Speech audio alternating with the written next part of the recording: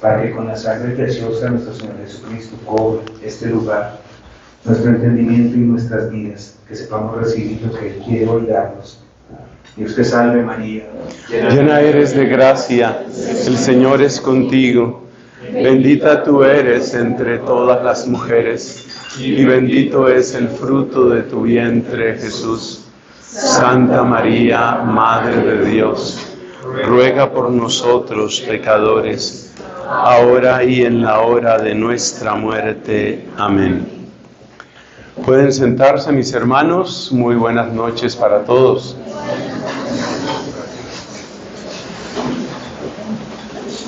Bueno, nos convoca hoy un tema exótico. Estamos con un tema exótico. Vamos a hablar de matemáticas y espiritualidad. ¿De dónde sale ese tema? Bueno, sale de distintas cosas. En parte de mi experiencia personal con las matemáticas, especialmente al final de mi secundaria tuve oportunidad de participar en olimpiadas de matemáticas aquí en Colombia y también en otros países. Pero sobre todo nace de algo muy importante, y es que nos acostumbremos a ver el paso y la presencia de Dios en tantos lugares.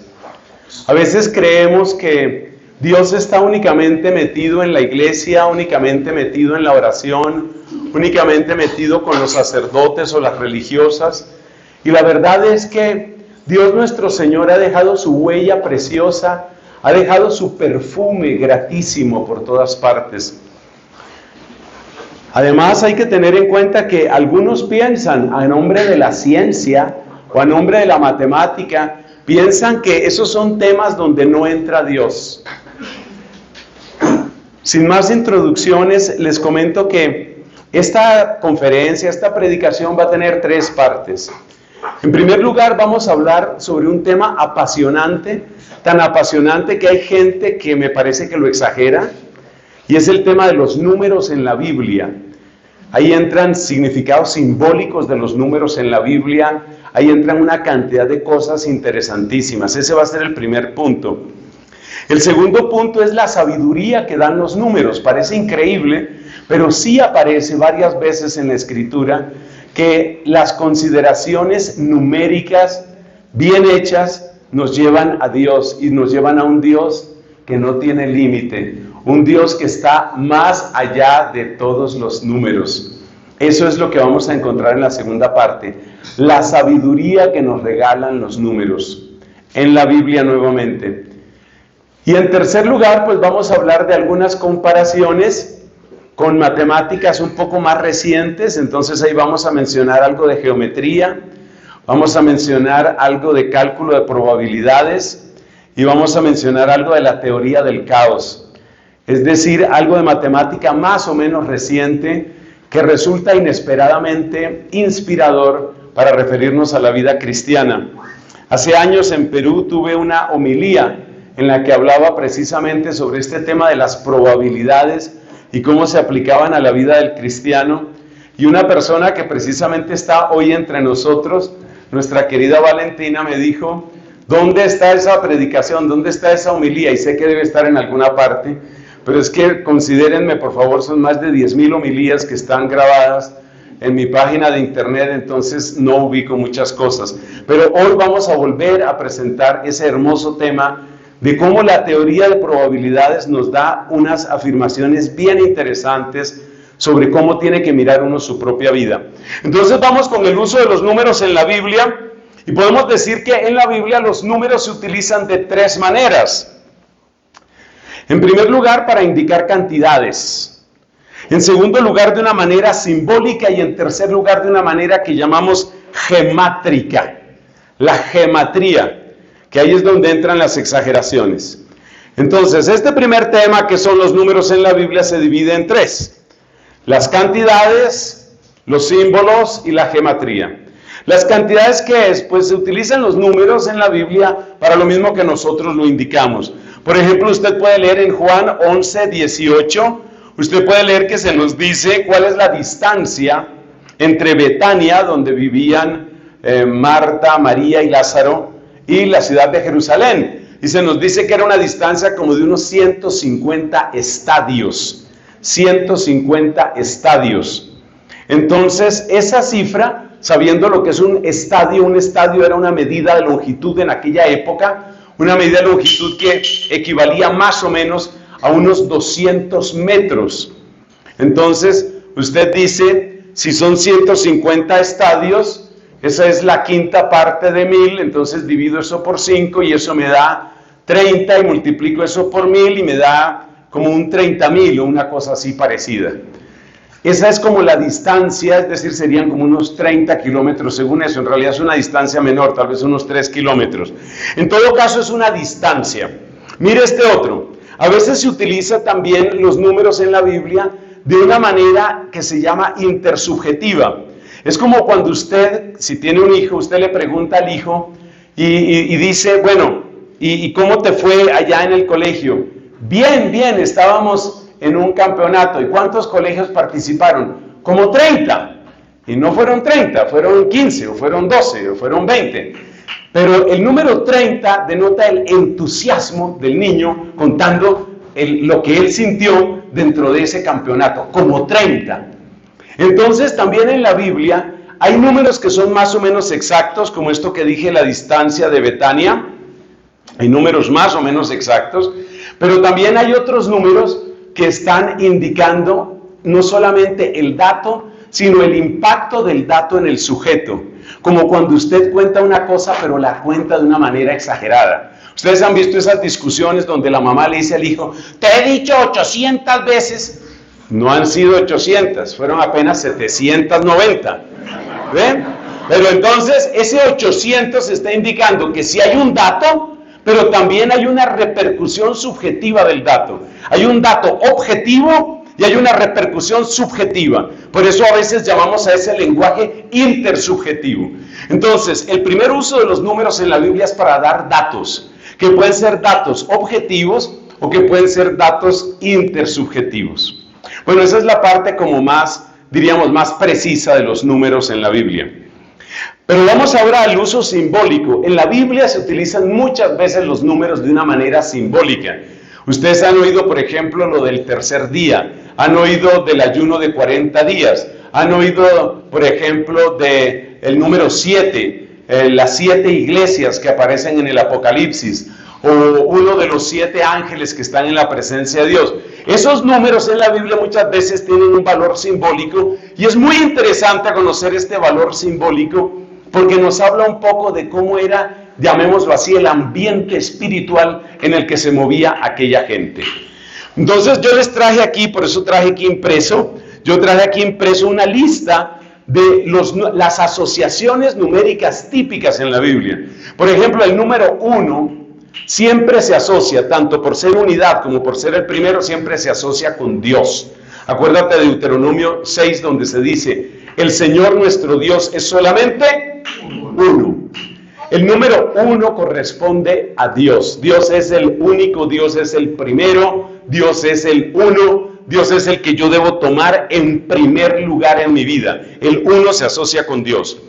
El número 2 a veces indica división en sentido negativo y a veces indica división en el sentido de poner orden, es decir, en sentido positivo. Miremos cómo funciona esto. División en sentido negativo. Por ejemplo, usted lee en el libro del Deuteronomio que se presenta una alternativa ante el ser humano. Hoy pongo ante ti 2 caminos, la vida o la muerte. Usted tiene que escoger uno de esos 2 caminos. Lo mismo en el Salmo 1, donde se habla de 2 caminos. Se nos habla de cómo es la vida del que es amigo de Dios, del que es justo, pero también se nos habla de cómo es la vida de los perversos. El camino de los justos lo guarda Dios, el camino de los impíos no tiene quien lo guarde. Entonces el número 2 a veces indica división en sentido negativo. También la Biblia nos advierte, hay de aquel hombre que va por 2 caminos, o sea que pretende ser y no ser.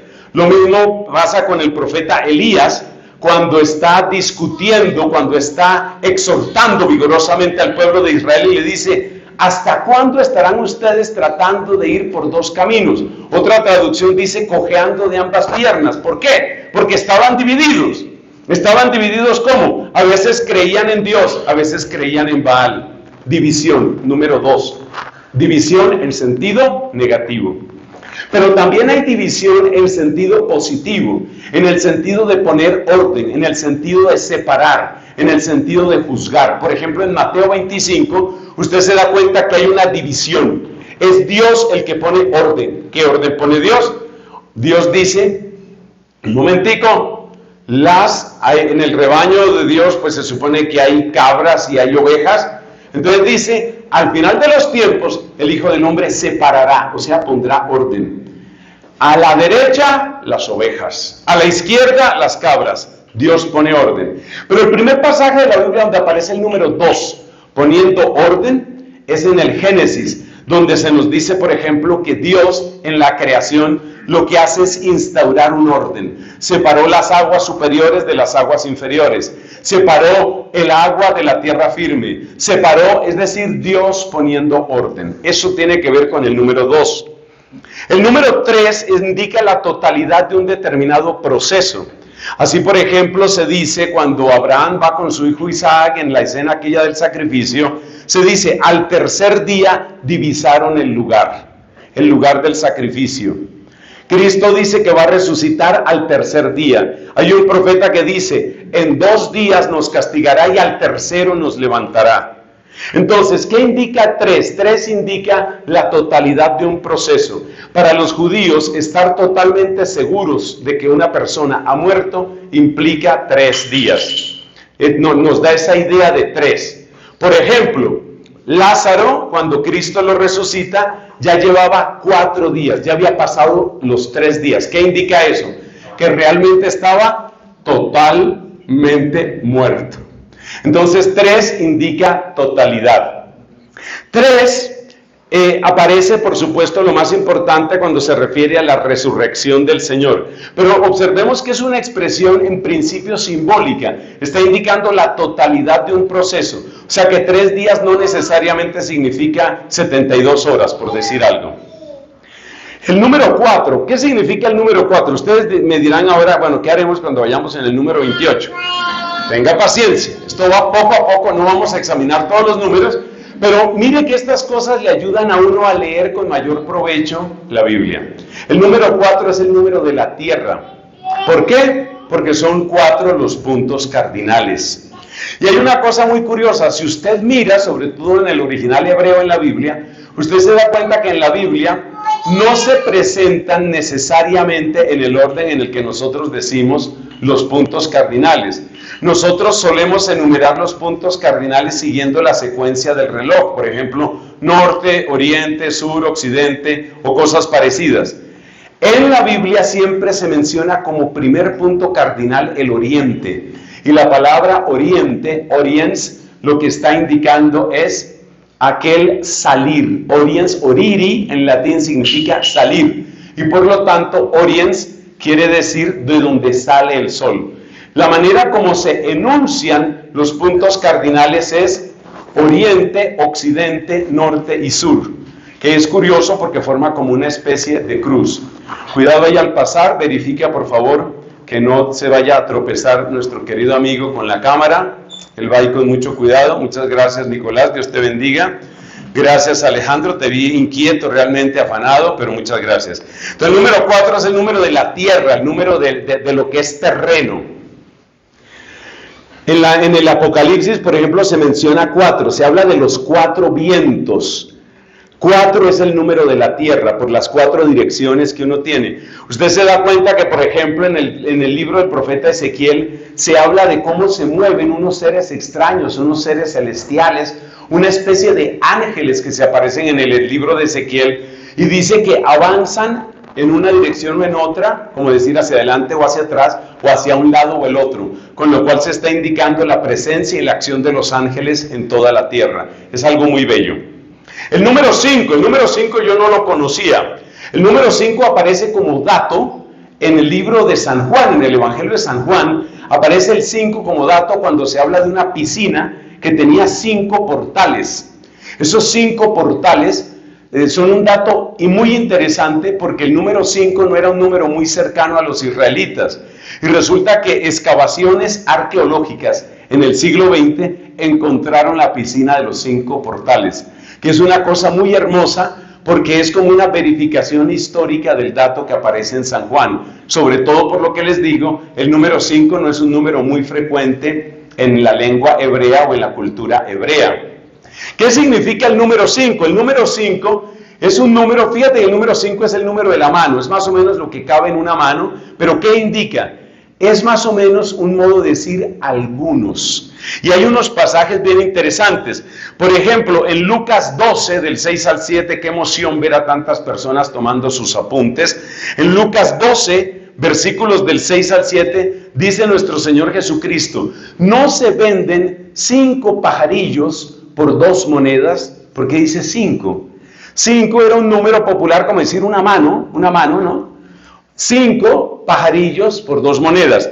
O lo mismo aparece en 1 Corintios 14, 19, donde el apóstol San Pablo dice, haciendo la reflexión sobre lo que es el carisma de lenguas y el carisma de profecía, dice, yo prefiero decir 5 palabras que me entienda la gente y no 1000 palabras en lenguas, hablando de la importancia y de la primacía que debe tener edificar a la comunidad. Y utiliza el número 5. 5, ¿qué significa entonces en la Biblia? El número 5 indica con frecuencia un número indeterminado, como decir algunos, unos pocos. Nosotros en castellano tenemos una expresión parecida, cuando a veces, sobre todo en tiempos anteriores, se decía, dame una mano de, qué sé yo, de remolacha, de zanahoria, de lo que sea. Como decir un puñado. ¿De dónde viene la palabra puñado? Viene de puño, 5. Entonces, el número 5 indica algunos. El número 7 es el más conocido de toda la Biblia. El número 7 indica la plenitud. El número 7 es el número de la semana. ¿Por qué la semana tiene 7 días? Porque las fases de la luna duran cada una aproximadamente 7 días. Entonces nosotros le debemos a la cultura hebrea el uso de la semana de 7 días. Pero esa semana de 7 está indicando un proceso que comienza y que llega a su término, y por eso 7 indica perfección o indica plenitud. Es importante ver que esa plenitud no siempre es positiva. Hay por lo menos un par de casos en la Biblia en que el número 7 está indicando una cosa que está totalmente llena, pero mal.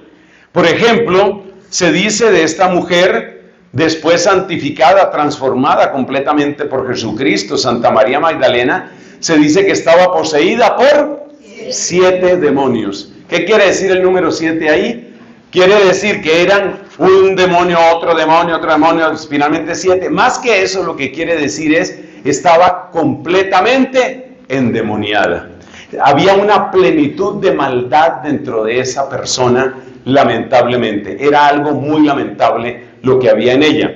Entonces ese es el número 7. El número 7 es muy abundante en la Sagrada Escritura. Mencionemos rápidamente algunos ejemplos. En el Evangelio de San Juan se nombran 7 señales de Cristo. Ustedes ven que cuando las bodas de Caná, en el capítulo 2, se dice, este fue el primer milagro que hizo Cristo. Pero San Juan no habla de milagro, utiliza la palabra signo. Este fue el primer signo que hizo Cristo. Y en el Evangelio de Juan aparecen en total 7 signos. Luego tenemos la curación de aquel paralítico, precisamente de la piscina de Betesda, la que tenía 5 portales. Luego tenemos el milagro del ciego de nacimiento, tenemos el milagro de Lázaro. Y el último signo, esto es muy hermoso en San Juan, el último signo, que uno no lo llamaría un milagro, pero sí que es un signo, es el Hijo de Dios crucificado. Él es el gran signo.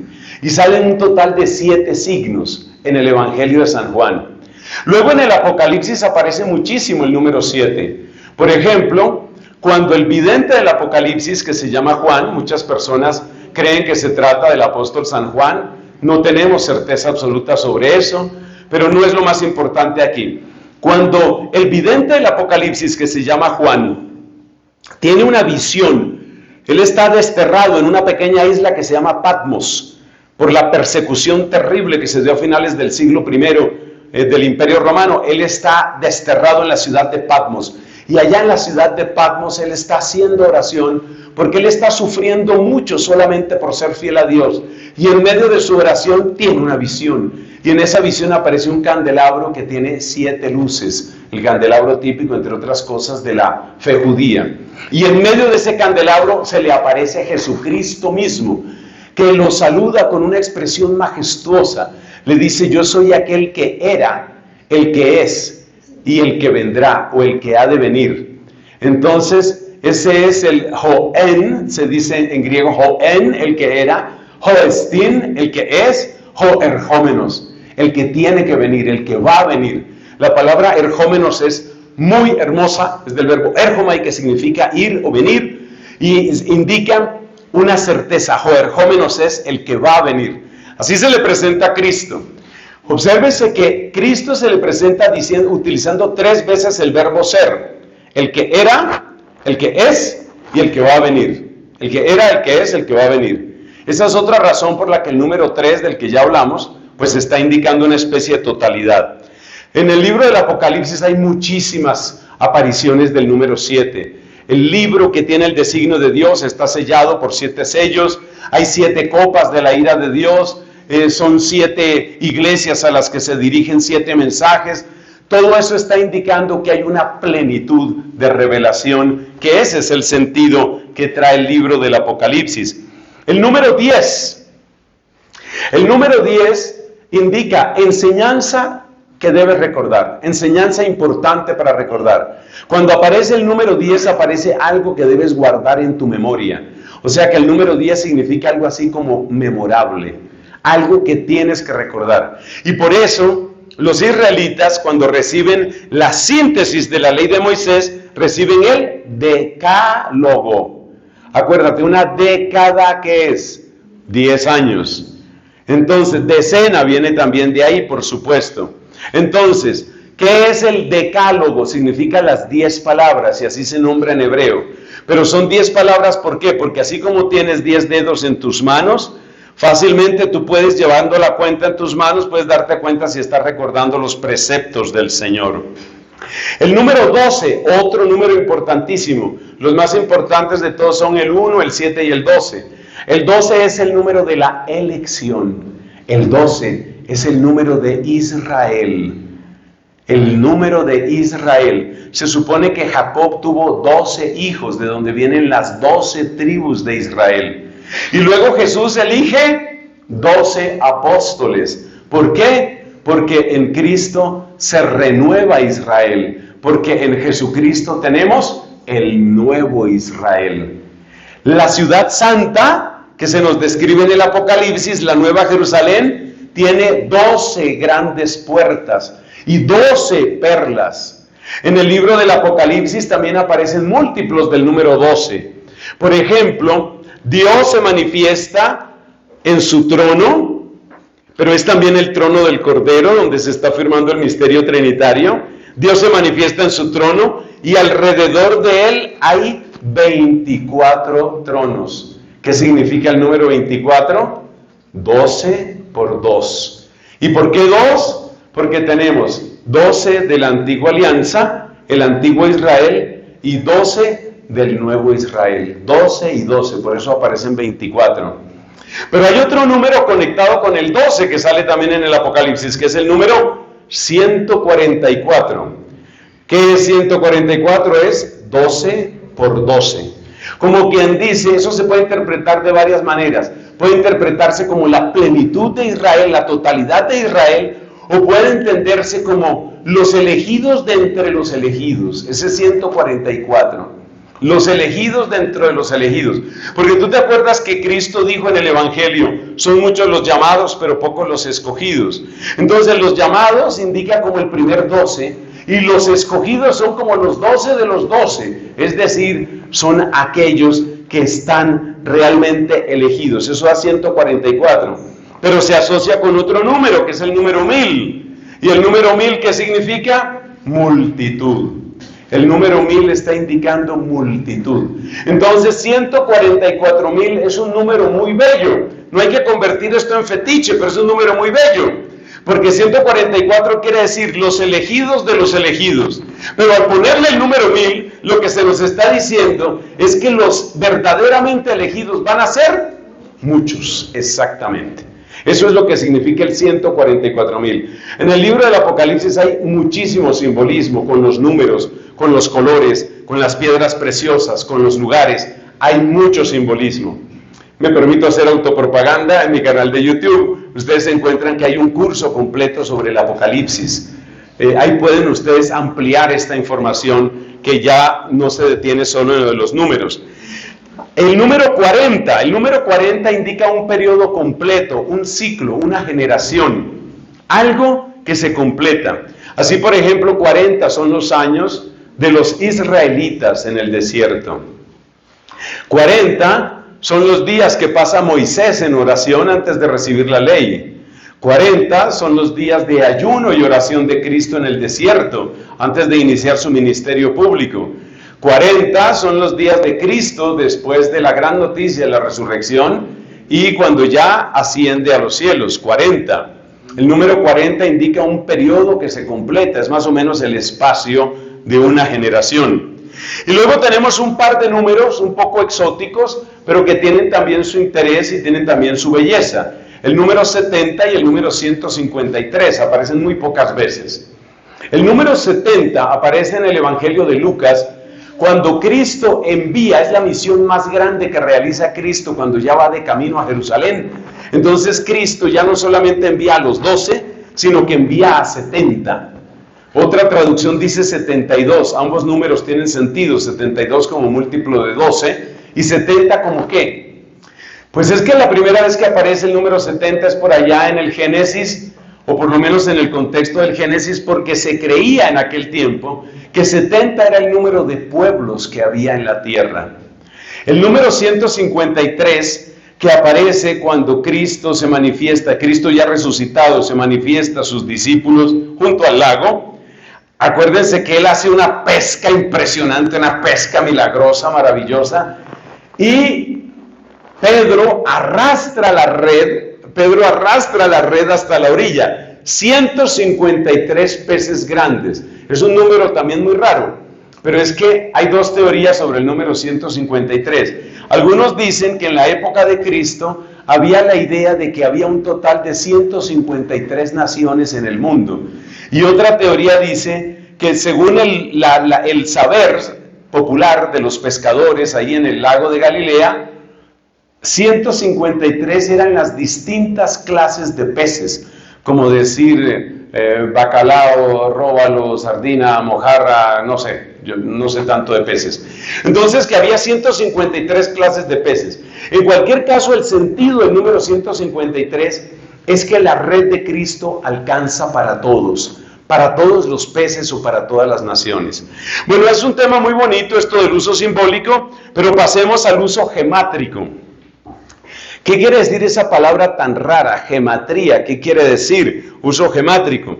Hace referencia al hecho de que en las lenguas antiguas, particularmente en el griego y en el hebreo, aquellas civilizaciones, aquellos pueblos, no tenían caracteres para representar los números.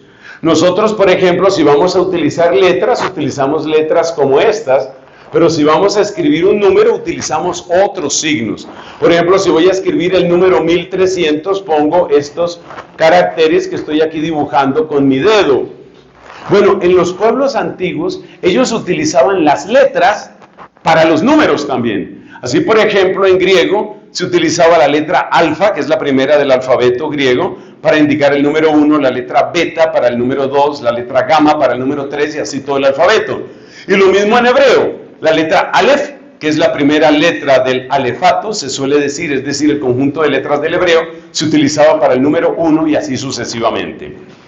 Tengas en cuenta que en hebreo nosotros tenemos básicamente consonantes. La lengua hebrea propiamente no tiene vocales. O sea que el hebreo tiene 22 consonantes. Bueno, ¿y a dónde vamos con esto? En que si tú escribes palabras en hebreo, como cada palabra, como cada letra tiene un valor numérico, Cada vez que tú escribes una palabra en hebreo, hay un número que queda asociado con esa palabra.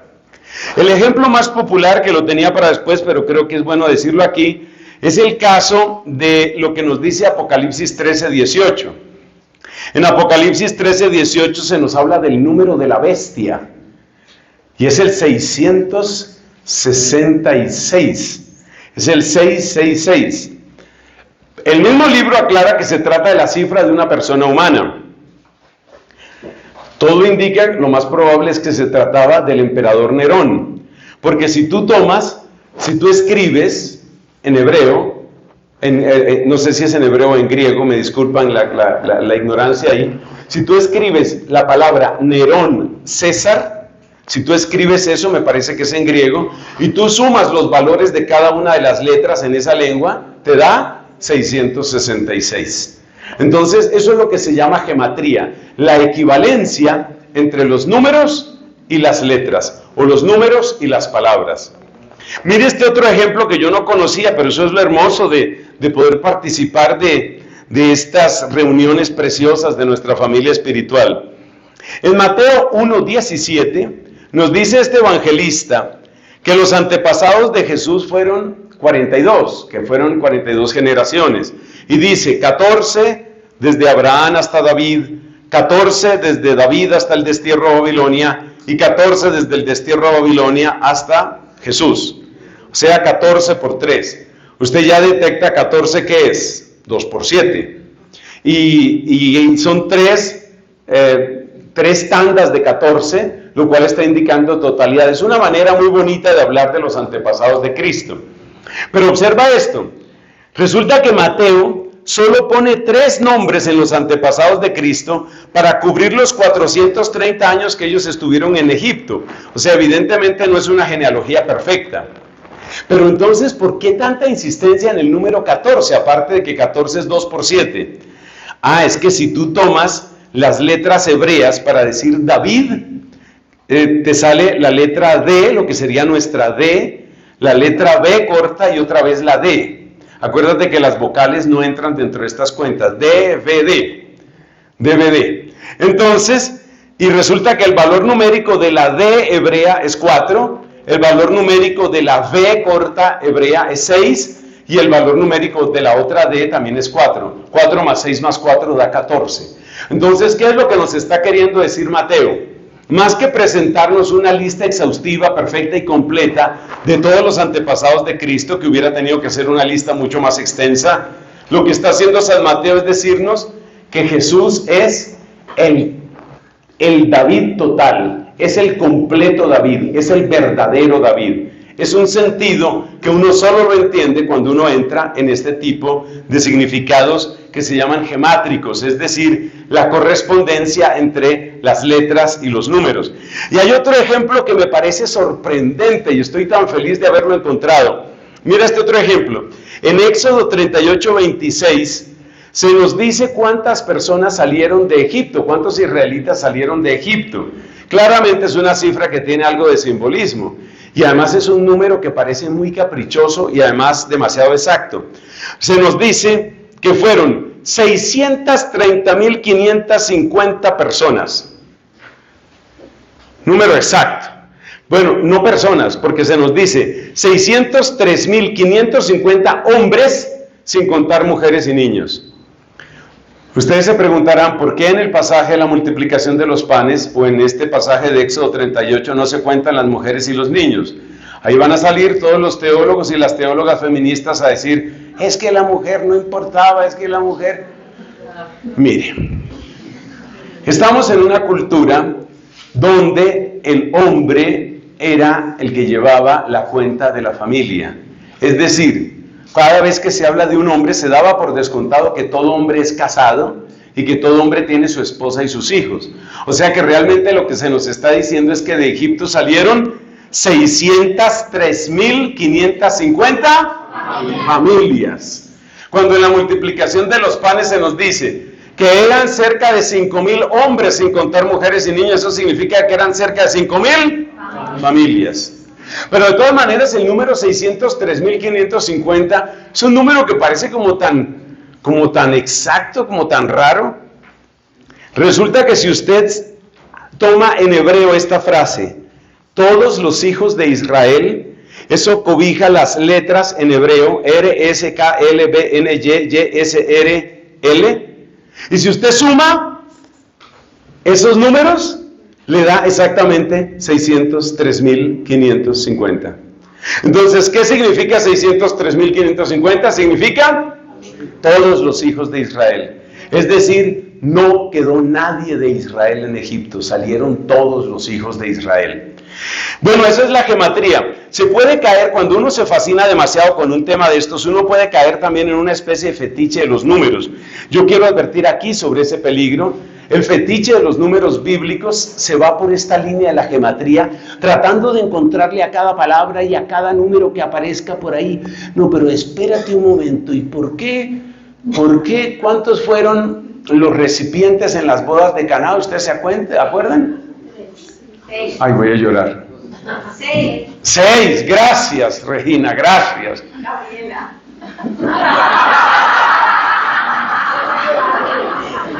Gracias por corregirme. ¿Eran cuántos? 6. Entonces, habrá gente que se ponga, ese 6 debe tener algún significado. El obsesionarse con los números no es buena idea. Y hay gente que se ha metido... Pero dijeron una vez que el 6 significaba el hombre que era imperfecto. O sea, Sí. indicando el hombre Sí. que es imperfecto. Sí. Mientras que Dios es perfecto. Sí. Ah, bueno. No, sí puede ser. Sí puede ser. Lo preocupante que es que si bien uno puede encontrar simbolismos en los números, la obsesión de eso lleva a una mística esotérica judía que se llama la Cábala. Entonces, cuidado con eso. Aprender algo de estos signos y sobre todo aprenderse los nombres de la gente de familia espiritual es muy importante, pero no obsesionarse tampoco con el tema de los números. Pasemos a la segunda parte. Entonces, todo esto primero era para hablar de los números en la Biblia.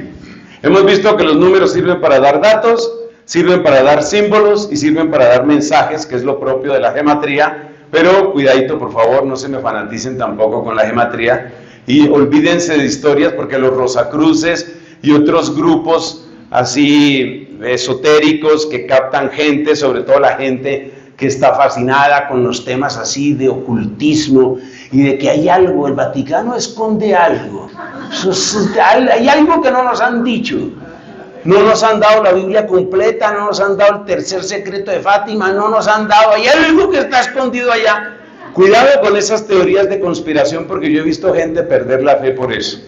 Entonces, conocer un poco de este tema, saborearlo, agradecerlo, contemplarlo, me parece muy bien. Pasamos a la segunda parte. Hablemos de las matemáticas y la búsqueda de la sabiduría. Resulta que si nosotros contar, pues uno puede contar muchas cosas. Uno puede contar las riquezas, uno puede contar los amigos, uno puede contar los enemigos, uno puede contar sus recursos, uno puede contar los años. Yo tengo aquí varios versículos del 1 al 12, pero saltándome algunos, del Salmo 90. En la numeración de la liturgia de las horas es el 89. Voy a leer algunos de los versículos del Salmo 90. Señor, tú has sido nuestro refugio de generación en generación. El tono general del Salmo es: miremos lo que es nuestra vida y miremos qué es lo que permanece.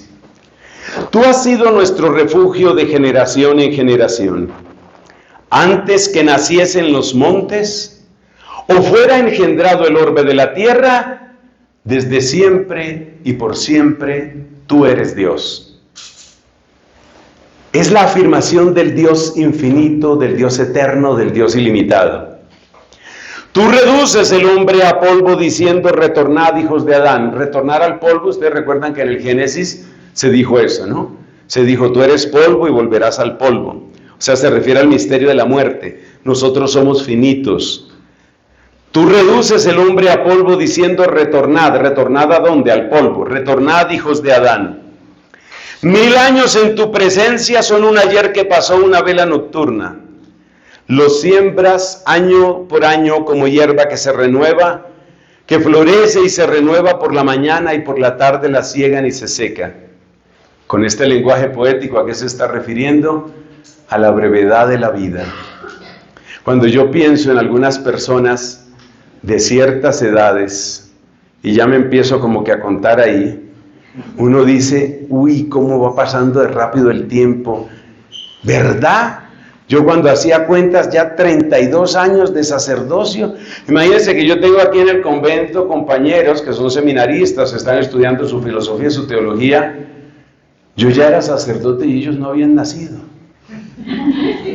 Y uno dice, la vida va rápida. Ese es el tono de esta meditación. O sea que contar los años le ayuda a uno a adquirir sabiduría.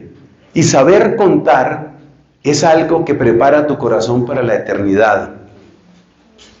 Aunque uno viva, dice el versículo 10 de este Salmo 90, aunque uno viva 70 años y el más robusto hasta 80, la mayor parte son fatiga inútil porque pasan aprisa y vuelan. Y por supuesto, no se devuelven, jamás retornan. Enséñanos a calcular nuestros años para que adquiramos un corazón sensato.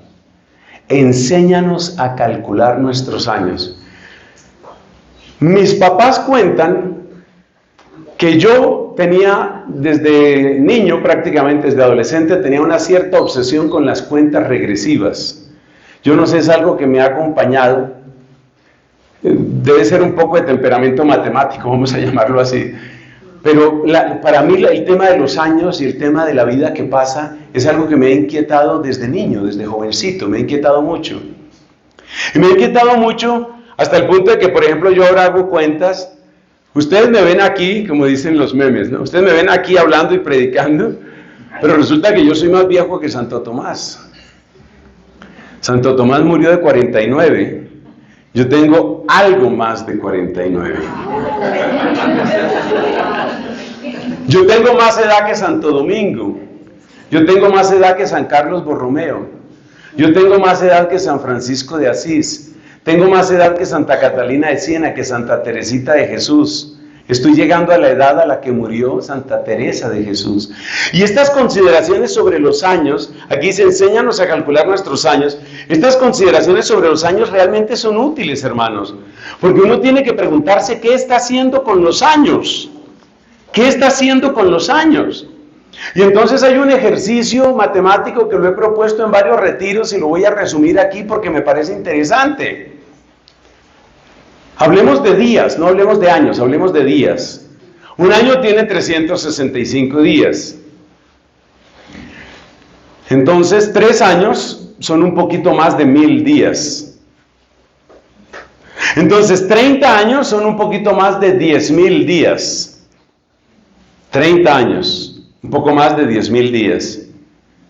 Eso quiere decir que el total de días que uno va a vivir, si le va bien, el total de años que uno va a vivir, de días, no de años, obviamente, son 30.000. Entonces usted puede hacer estas cuentas. Es un ejercicio que yo a veces hago, me acuerdo mucho que lo hicimos con unos religiosos no hace mucho, en un retiro. ¿Usted se acuerda las dimensiones de una cartelera? La cartelera típica que se vende en Colombia, la cartulina aquella, tiene 70 centímetros por 100 centímetros. Si usted hiciera una cuadrícula de a centímetro, eso le da 70 por 100, que da 7.000. Entonces, ¿cuántas carteleras tiene una vida humana? Pues entonces usted hace cuentas y dice, por ejemplo, el Padre Pachito. Padre Pachito, al que todo el mundo conoce, todo el mundo quiere, pero nadie vive con él.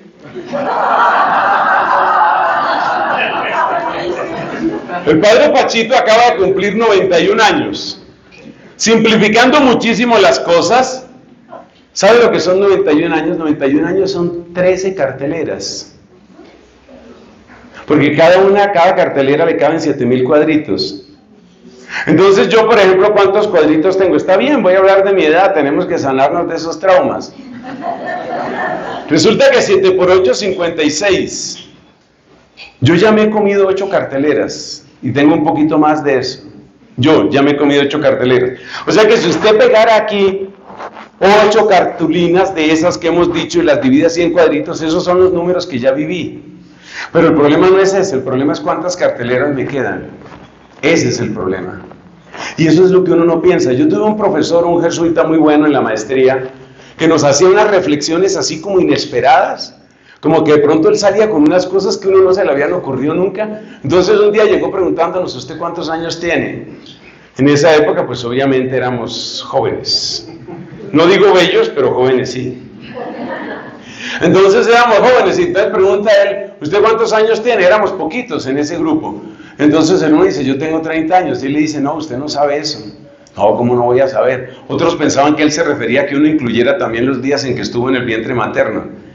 Y él decía: si usted empieza el día con 100,000 pesos y ha gastado 60,000, ¿cuántos tiene?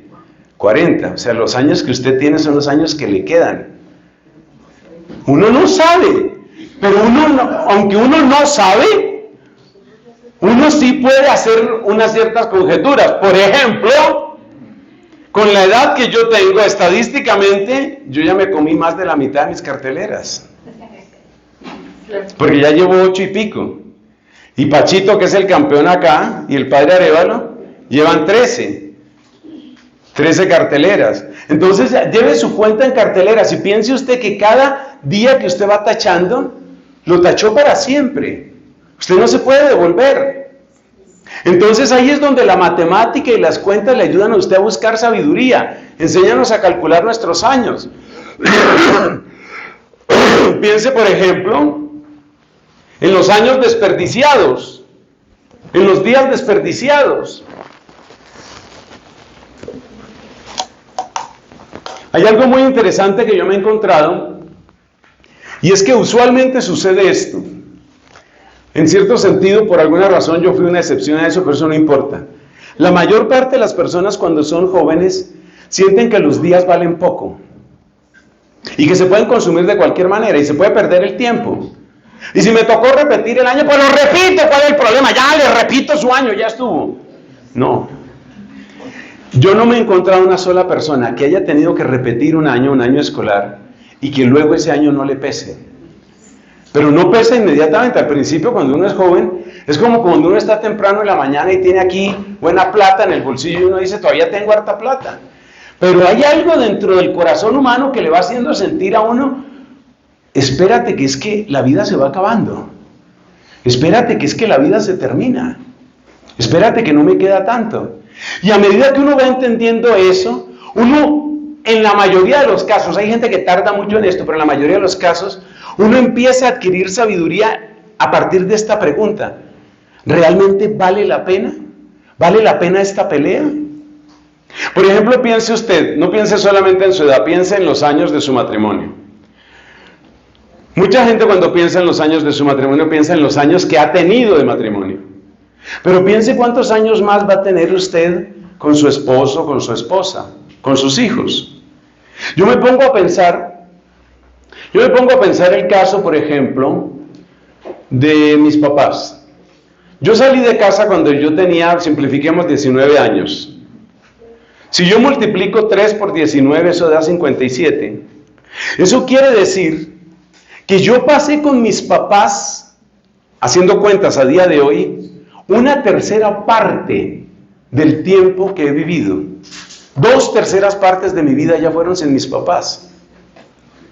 Entonces, cuando uno tiene a los papás ahí a toda hora y uno trata al papá como se le da la gana, uno trata a la mamá como se le da la gana, porque mi mamá tiene que hacer esto, y mi papá tiene que hacer esto, y mi papá me tiene que, y todo el mundo tiene que. Cuando uno es niño, cuando uno es joven, uno suele pensar así: todo el mundo tiene que. Pero luego se le va muriendo a uno la gente. A uno se le va muriendo la gente. Y el gran llanto, esto me lo dijo un sacerdote, yo lo he repetido muchas veces, el gran llanto en las funerarias es por eso, por esos días que uno no supo vivir. Y ahí es donde pesan todos esos días y todas esas palabras inútiles, por no decir, perdón la expresión, estúpidas. Todas esas palabras estúpidas que uno dijo, todas esas peleas sin sentido. Es que ¿cuántos días cree usted que usted va a vivir? Sigamos con las carteleras. Sigamos con las carteleras. Yo conocí, por ejemplo, el caso de una señora. Ella se casó, obviamente, la gente se casa, pues en condiciones de salud mental y espiritual correctas, la gente se casa pues para la vida, para el resto de la vida. 7 años después, cerca de 7 años después, o sea, una cartelera, porque yo ahora mido el tiempo en carteleras, una cartelera después,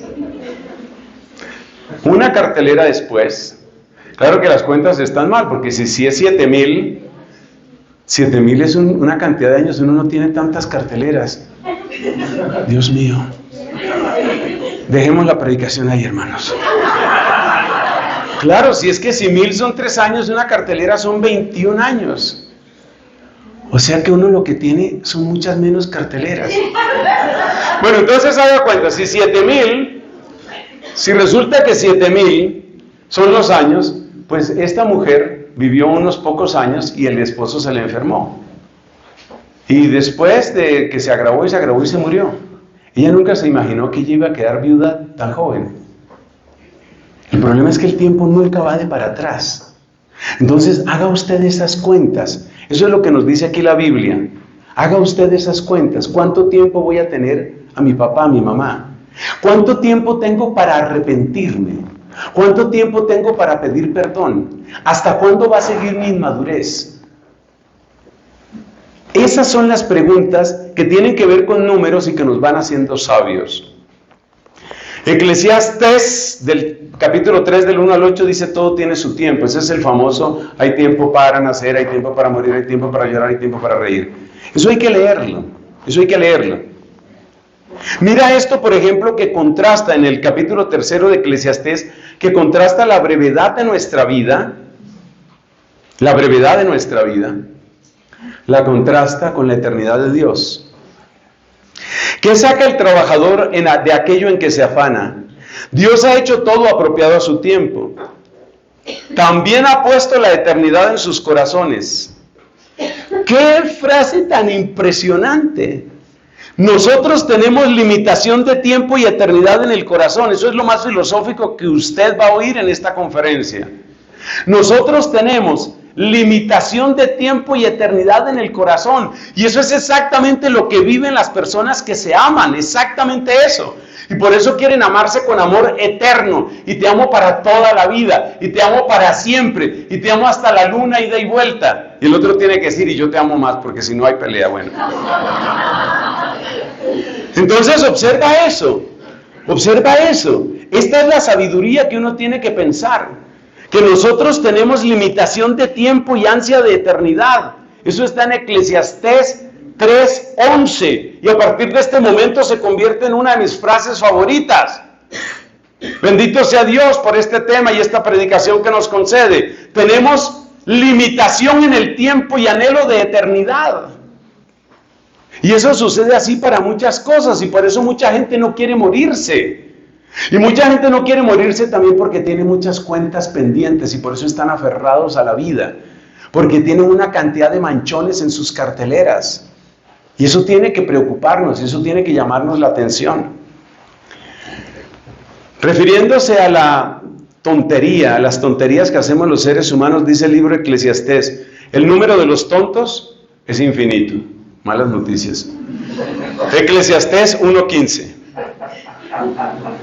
Pero mira esto que tiene el eclesiástico, también llamado Sirácida, que tiene que ver con la sabiduría. Y ya vamos terminando esta parte. Un hombre guarda rencor a otro hombre y le pide a Dios que lo sane.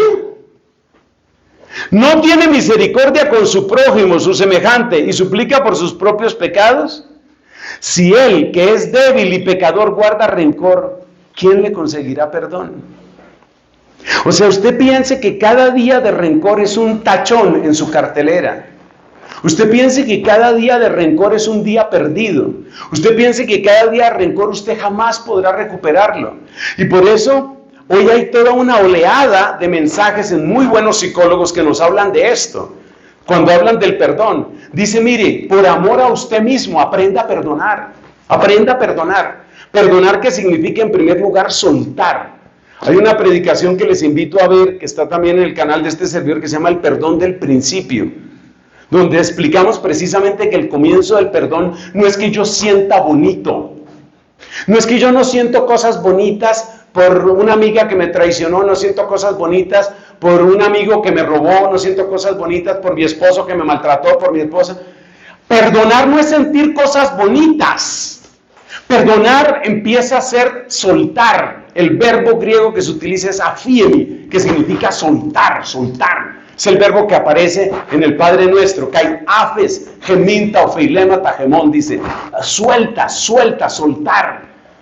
O sea, caramba, aprendamos a soltar, por favor. La vida pasa, ese es el mensaje de sabiduría que esto trae. Eclesiástico 10, del 7 al 8. Pero perdón cómo termina el otro pasaje. Acuérdate de tu fin, acuérdate que te vas a morir. Y esto era predicación constante en los retiros espirituales. Quizás hasta se insistía demasiado en eso. Y ahora como que no lo estamos mencionando tanto. Pero esto era el tema de prácticamente todos los retiros. Tengo una amiga que quiero mucho, una señora ya bastante mayor, en el Paraguay. Ella cuenta de los retiros que ella tenía cuando ella era niña, los retiros espirituales que les hacían los sacerdotes, y siempre el tema para niñas, desde la edad de esta pequeña niña que está aquí, lo que les predicaban a las niñas de su edad, jovencita, niña, era, tú te vas a morir.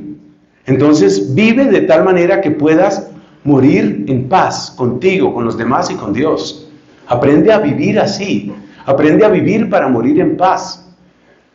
Ese era el gran mensaje. Y dice aquí, acuérdate de tu fin y deja de odiar. Eso está en Eclesiástico 28, versículos del 3 al 6. Piensa en la muerte. Y es más específico todavía. Piensa en cómo se va a descomponer tu cadáver. Y observa los mandamientos. Yo creo que es una enseñanza muy profunda que le cambia a uno mucho. O sea, ¿cuáles son las peleas que valen la pena realmente?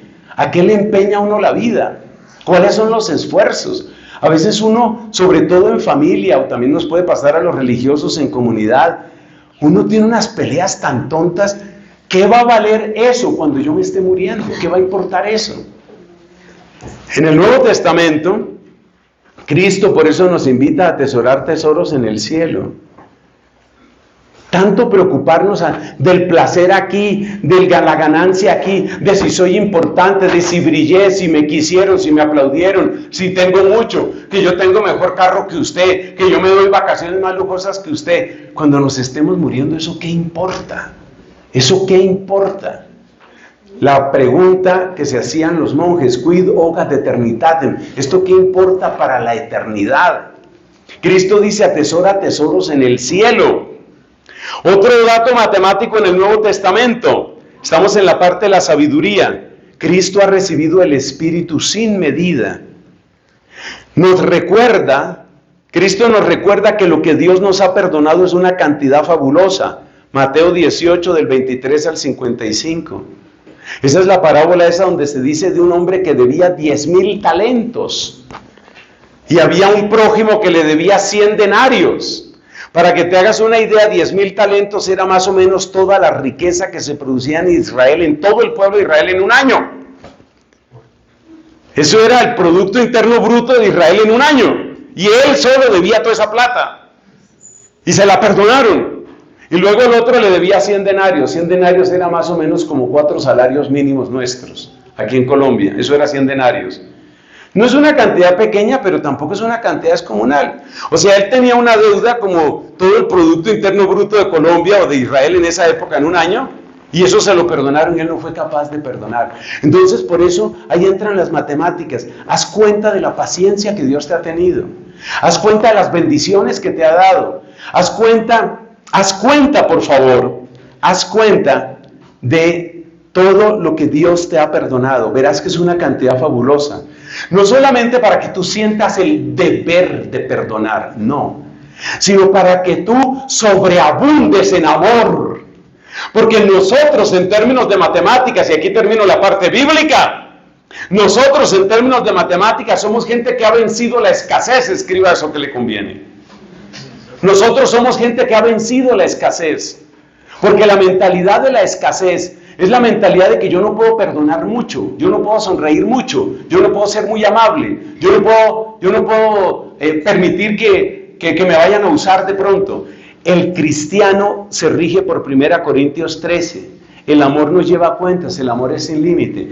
Pero no lo mires como un deber moral que te toca a ti, sino piensa en la sobreabundancia de amor que Dios te ha dado. Y por eso lo más importante en la vida cristiana es tener esa experiencia sobreabundante de amor. Que si tú tienes esa experiencia de un amor infinito, si tú tienes una experiencia de un amor que no se acaba, si tú te quedas asombrado y lloroso pensando cómo es posible que me ame tanto, como decía Santa Catalina de Siena, tú me haces enloquecer, tú me haces enloquecer. Me quedé sin palabras. Si tú tienes esas experiencias así de amor, eso te sale por los poros, te sale por los ojos, te sale por la sonrisa, te sale por las palabras. Entonces, cuando San Pablo nos habla del amor infinito, no es algo así como esfuércese, pero esfuércese más. Y como decía el cura irlandés aquel cuando yo estaba allá, no, bend down and push forward, ¿no? Agáchese y empuje, agáchese y empuje. No, la vida cristiana no es agáchese y empuje. La vida cristiana es nosotros amamos a Dios porque Él nos amó primero. Y yo ahí me pregunto, llegado a este punto, yo me pregunto, ¿cuál es la experiencia de amor de Dios que nosotros tenemos? ¿Cuántos de nosotros podríamos levantar la mano y decir, me he sentido soberanamente, embriagantemente, fabulosamente, locamente amado, locamente amada? ¿Cuántas personas podrían decir eso? Porque esos son los que van a vivir la fe cristiana. Pasemos a la última parte, mis amigos. Hablemos de algunas aplicaciones matemáticas directas que Dios me ayude para poder explicarme de la mejor manera. Empezamos con el tema del cálculo de probabilidades. ¿De qué se trata aquí? O sea, cambiamos completamente de escenario, hemos dejado la parte bíblica, vamos a ver cómo nos va con las probabilidades. Bueno, ¿qué es una probabilidad en matemáticas? Es un número que se asigna entre el número 0 y el número 1 y que indica, pues lo que indica su palabra, ¿no? Es decir, qué tan posible es que suceda algo. Una probabilidad 0 significa que es algo que no va a suceder. Una probabilidad 1 significa que es algo que sí va a suceder, que no puede no suceder. Por ejemplo, ¿cuál es la probabilidad de que usted muera o de que yo muera? 1, porque vamos a morir. La probabilidad siempre se mueve entre esos dos números, entre el 0 y el 1. Otra característica que tiene la probabilidad es que si la probabilidad de un evento es una cierta cantidad, vamos a llamarla X, la probabilidad de que algo no suceda es 1 menos X. Entonces observemos por ejemplo esto. ¿Cuál es la probabilidad de que yo lance un dado y caiga el número 2? Como hay 6 caras para el dado, entonces la probabilidad es de 1/6. 1/6 es, bueno, 0,16 o una cosa así. Entonces, esa es la probabilidad de que caiga el número 2. Por consiguiente, ¿cuál es la probabilidad de que no caiga el número 2? Pues entonces será 5/6. Así funciona eso, 5/6. Si la probabilidad de un evento es X, la probabilidad de que no suceda X es 1 menos X, porque solo pueden suceder dos cosas, o que suceda o que no suceda.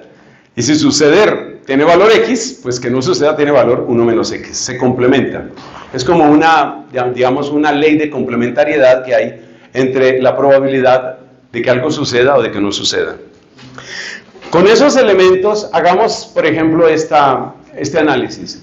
¿Cuál es la probabilidad de que, mientras estamos en esta predicación, caiga un meteorito exactamente aquí?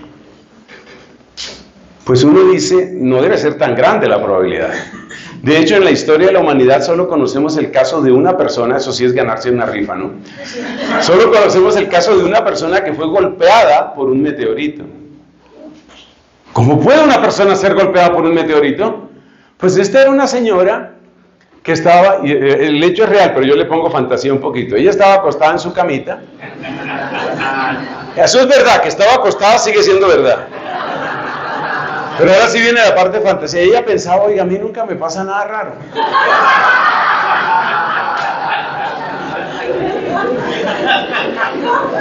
En eso se rompe el techo, entra una piedra que venía del espacio sideral, pasa rozándole la pierna, gracias a Dios no le dio de lleno en la pierna, porque obviamente se lo hubiera despedazado, pero sí le produjo una quemadura espantosa, pobrecilla. Ese es el único caso que conocemos en toda la historia de la humanidad de una persona a la que un meteorito le haya tocado. Pero usted podría ser el segundo caso. Entonces, las probabilidades pequeñas suelen describirse como 1 sobre. Por ejemplo, de 1 sobre 1.000.000. 1 sobre 1.000.000 es que es poco probable. La probabilidad de que un meteorito lo vaya a golpear a usted no es de 1 sobre 1.000.000, sino probablemente 1 sobre 1.000.000 de millones. Y ahí es donde los matemáticos utilizan la terminología 10 elevado a tal potencia. 1.000.000 es 10 elevado a la 6. Entonces 1 sobre 1.000.000 de millones es 10 elevado a la 12. Entonces vamos a suponer, ¿cuál es la probabilidad de que un meteorito le pegue a usted? Vamos a suponer que es 1 sobre 10 a la 20. 10 elevado a la potencia 20. Es una probabilidad ínfima. ¿Qué significa eso? Que si usted fuera a escribir esa probabilidad que acabo de definir, sería algo así como 0,00000, una cantidad como 19 ceros, y después un 1. Es una probabilidad ínfima.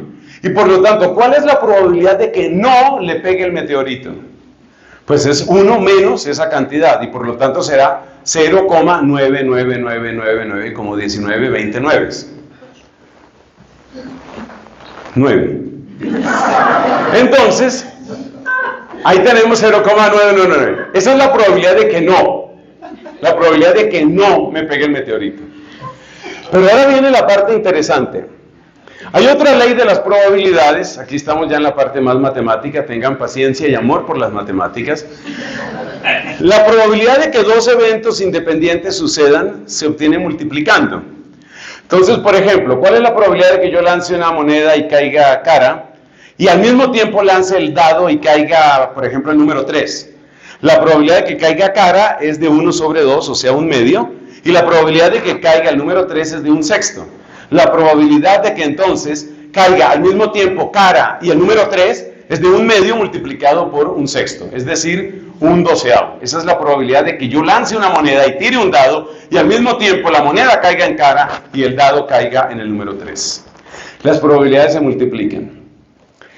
La historia de esto, hermanos, es que usted analice cuál es la probabilidad de que yo nunca me enferme de, por ejemplo, tuberculosis. Lamentablemente la tuberculosis está avanzando en algunos lugares.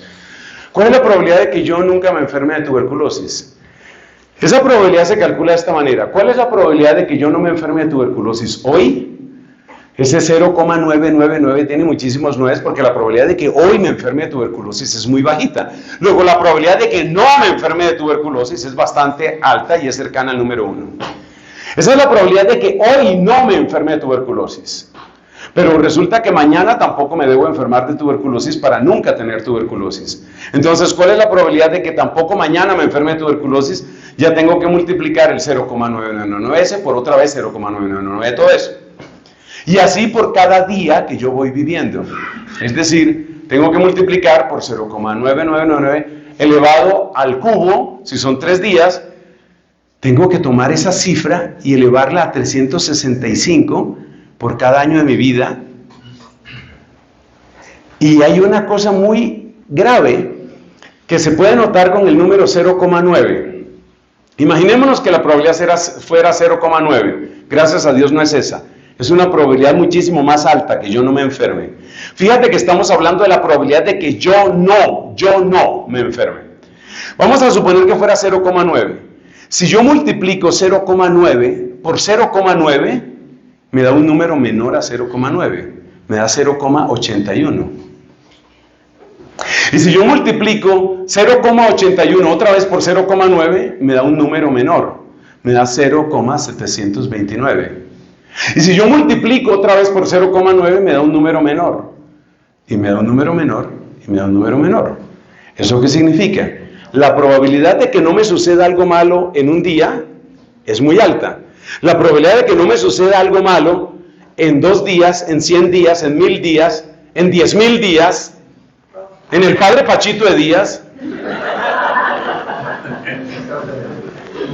es una probabilidad que cada vez, la probabilidad de que no, cada vez se va volviendo más bajita y más bajita y más bajita. Y hay un problema. ¿Y qué sucede cuando la probabilidad se vuelve menor a 0,5. Quiere decir que ahora ya es más probable que sí me suceda. O sea que si yo empiezo con una probabilidad altísima a favor mío, pero pasa muchísimo tiempo, la simple ley de probabilidades me está indicando que en algún momento va a ser más probable que sí me suceda algo. Pero es que no es solamente que yo no me enferme de tuberculosis. ¿Cuál es la probabilidad de que no me atropelle una moto? ¿Cuál es la probabilidad de que no me caiga un rayo? ¿Cuál es la probabilidad de que no me encuentre en un fuego cruzado y una bala perdida me pegue? ¿Cuál es la probabilidad de que no? ¿Cuál es la probabilidad de que no? Cada uno de nosotros, hermanos, está cabalgando sobre una cantidad de probabilidades. En este caso no estamos refiriéndonos a la Biblia, estamos refiriéndonos estrictamente a datos matemáticos. Cada uno de nosotros cabalga sobre una cantidad de probabilidades. ¿Y por qué estoy diciendo esto? Porque si usted hace toda la multiplicación de esas probabilidades, usted se da cuenta de algo que es espantoso decirlo, pero que es absolutamente veraz desde el punto de vista matemático. Y es que es completamente lógico que alguna vez en la vida a usted le pase algo malo. Y algo terriblemente malo. Pero ¿qué pasa? Que cuando una persona dice, oiga, pero el médico me dice que esta enfermedad le da a una persona en 100,000 y yo me gané la rifa, pues. Me dijeron que este problema genético únicamente le sucedía a tal persona y me tenía que pasar a mí. O como decía esa caricatura de Mafalda, porque a mí me tocó ser yo. Entonces, gracias. Entonces, ¿qué quiere decir esto? Que desde el punto de vista matemático, te repito, no he citado ningún versículo bíblico en esta parte. Desde el punto de vista puramente matemático, es absurda la pregunta ¿por qué a mí? Esa pregunta es absurda. ¿Por qué a mí me tuvo que pasar esto? Esa pregunta es absurda. Cuando tengas esa pregunta, por favor, ve a YouTube y mira esta predicación de donde empieza la parte matemática. Es simplemente la multiplicación de las probabilidades, es simplemente eso. Esto significa que la vida humana, la vida de cada uno de nosotros, en algún momento, por simple cálculo de probabilidades, va a tener alguna dificultad, algún problema, alguna traición, alguna enfermedad, algún accidente. Y por eso lo único sabio, y aquí sí quiero conectar con la parte bíblica, lo único sabio que uno tiene es, yo tengo que acumular tesoros en el cielo. Jesús decía, la polilla roe, el ladrón roba en esta tierra. Cada cosa que tú haces para la eternidad es lo único seguro, porque todas las demás cosas, por ley de probabilidades, tú sabes que más tarde o más temprano, de alguna manera te van a suceder. Y eso que te va a suceder no es que nosotros seamos fatalistas ni que vivamos en pánico y digamos, no, pero ¿cómo así? ¿Pero por qué me va a pasar esto? No. Es simplemente la condición de finitud que nosotros tenemos. No te puedes defender de todo no te puedes defender. Y eso significa que estas cosas van a suceder. Y eso significa también que las cosas más inusuales pueden suceder. Creo que les alcancé a decir que en esta próxima semana se cumplen años del fallecimiento de mi madre, cada año la quiero más. Se cumplen ya 14 años de la muerte de mi mamá. Y resulta que mi mamá, esto quiero decirlo aquí en público, mi mamá tenía una condición genética rarísima. Resulta que cuando ella nació, mejor dicho, cuando se estaba formando en el vientre de su mamá, mi abuelita, se le empezó a formar un tumor en el cerebro. ¿A cuántas personas se les empieza a formar un tumor cuando están en el vientre de la mamá? Muy pocas.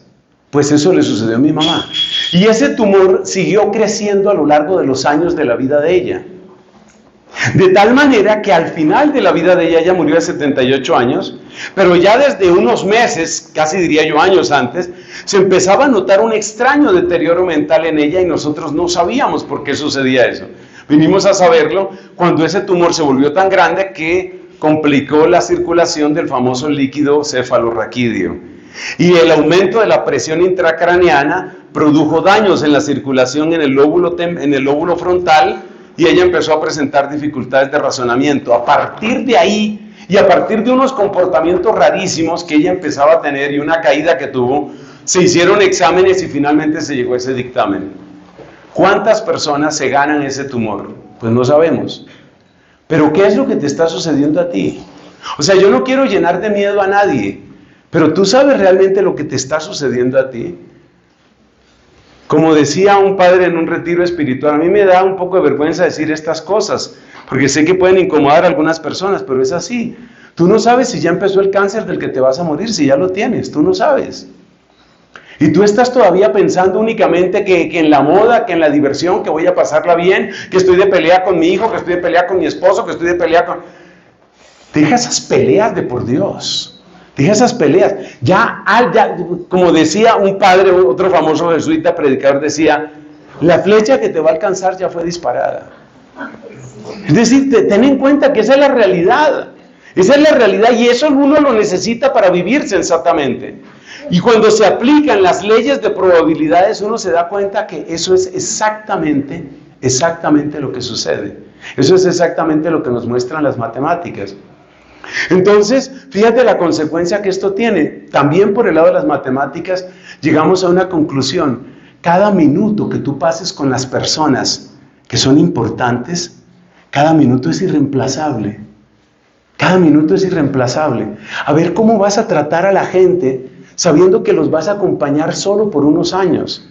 Y me parece tan tremendo cuando celebro los matrimonios, es decir, cuando presencio el sacramento del matrimonio, porque son ellos los novios los que se los administran.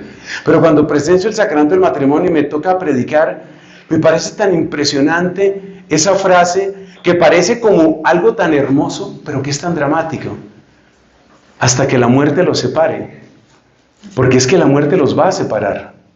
Es que lo que significa esa frase es la muerte te va a separar. Como quien dice, ese esposo que tienes ahí es prestado. Claro, eso hace que algunas mujeres digan, yo sabía. Pero eso también hace pensar, El cálculo de probabilidades hay que aplicarlo también a otro tema para que ustedes investiguen porque el tiempo se nos pasó ya hace rato. Miren, el tema de la explicación del mecanismo de la evolución. El dogma actual es que la evolución sucede por azar, por dificultades o imperfecciones en el proceso de copia del código nuclear de los dos gametos. Esa es la teoría estándar hoy. ¿Qué es el azar? El azar no es capaz de explicar. Si tú analizas desde cálculo de probabilidades, el azar no es capaz de explicar lo que está sucediendo. Nosotros como Iglesia Católica, para que nos quede claro, nosotros no somos enemigos de la teoría de la evolución, pero sí somos enemigos de las explicaciones simplistas del mecanismo de la teoría de la evolución, que es una cosa distinta. Otras aplicaciones de la matemática actual, mire, dense una leída a la teoría del caos. Les voy a recomendar a un matemático colombiano que fue profesor en la Universidad de California muchos años, ya está retirado. Es mi amigo, lo considero mi amigo y él me considera su amigo, se llama Carlos Puente. Carlos Puente. Él ha publicado varios libros aplicando la teoría del caos al comportamiento humano. El libro más conocido de él se llama La higuera y la campana. Y él hace todo un análisis a partir de lo que se llama teoría del caos, que no vamos ni siquiera a empezar a explicar aquí, y de cómo eso tiene que ver con el comportamiento humano, y cómo nosotros estamos llamados a hacer una conexión entre ese saber matemático y la Biblia. Él conecta su teoría matemática del caos, él es doctor en esas materias, doctor en hidráulica, que tiene que ver con teoría del caos desde la matemática. Él aplica eso y lo conecta con las enseñanzas de Cristo en la Biblia. Carlos Puente se llama, y me alegra mucho compartirles aquí esto. Además tiene una gran afición por la música cubana y también compone, o sea que es una persona que tiene muy diversas capacidades. En la geometría también hay unas comparaciones interesantes, por ejemplo la comparación del cono. La comparación del cono para las parejas. Si te sientes distante de tu pareja, incluso piensa en un cono que no puedes ver al que está al otro lado, pero si ambos ascienden hacia el vértice, y el vértice es Cristo, Si ambos ascienden hacia Cristo, poco a poco se van encontrando. A veces la manera de acercarte a tu pareja es empezar por acercarte a Cristo. Sube al vértice y encuéntrate con Cristo y te encontrarás con tu pareja. Otra comparación bonita que viene de la geometría es la hipérbola o hipérbole. Esta curva que tiende se llama asintóticamente hacia un límite, la hipérbola. Nuestra vida cristiana es como una hipérbola. Sabemos que la perfección absoluta la tiene solo Dios, Él es nuestra asíntota, pero sabemos que si avanzamos como esa hipérbola y nos dejamos orientar por la asíntota de Dios, nuestra vida cada vez es mejor, más bella y más santa. La hipérbola es una imagen también muy hermosa de la vida cristiana. Y por último, no se nos olvide el año litúrgico que gira mirando siempre hacia Cristo. Todo lo que nosotros hacemos en la pareja, Adviento, Navidad, y lo que hacemos en la pareja, Cuaresma, Pascua, y luego en todo el tiempo ordinario, es girar, le vamos dando la vuelta, siempre mirando a Cristo. Cristo que entra en la historia humana, eso es Adviento, Navidad. Cristo que sale de nuestra presencia, pero presenta nuestra causa ante el Padre en Cuaresma, Pascua. Es impresionante. Y luego el tiempo ordinario. Nosotros estamos, así como la tierra alrededor del sol, nosotros estamos haciendo un círculo en la liturgia, un círculo donde siempre estamos mirando hacia nuestro eje, nuestro centro, que es Cristo. Gracias por su paciencia, por su cariño. Gloria al Padre, al Hijo y al Espíritu Santo.